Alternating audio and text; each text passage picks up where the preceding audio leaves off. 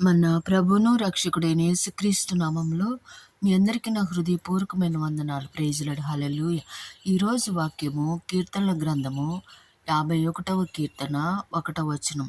దేవా, మీ కృప చొప్పున నన్ను కరుణించుము. నీ వాత్సల్య బాహుళ్యము చొప్పున నా అతిక్రమములను తుడిసివేయము. అదే కీర్తన గ్రంథము 51వ కీర్తన 2వ వచనంలో, నా దోషములు పోవునట్లు నన్ను బాగుగా కడుగుము. నా పాపములు పోవునట్లు నన్ను పవిత్రపరచుము. పాపములో ఉంటే దేవుడు మనకు దూరంగా ఉంటాడు.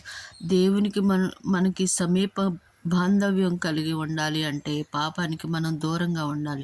మలిన వస్త్రం తీసివేస్తేనే దేవుడు మనతో మాట్లాడతాడు. నీలో మలిన వస్త్రం ఉందా? మలిన వస్త్రం తీసివేయమని దేవుడిని అడుగు. దేవుడు మలిన వస్త్రం తీసివేసి ఈ సోపుతో కడిగి హిమము అంత తెల్లగా కడిగితేనే దేవుడు మనకి సమీపంగా ఉండి మనతో ప్రతి విషయాన్ని మాట్లాడతాడు. Praise Lord. హల్లెలూయా.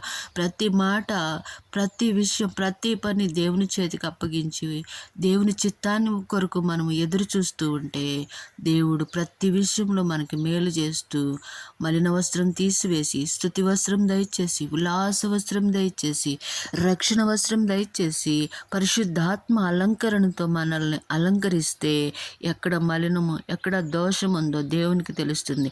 అటు దోషాలన్నిటినీ సరిచేసుకొని దేవునికి మనము సమీపంగా ఉండి ఆయన వాత్సల్యతలో, ఆయన కృపలో, ఆయన అడుగు జాడల్లో నడుచుకుంటూ ముందుకు సాగుదము గాక. Praise Lord. హల్లెలూయా. అట్టి కృప దేవుడు మనకు అనుగ్రహించును గాక. ఆమేన్.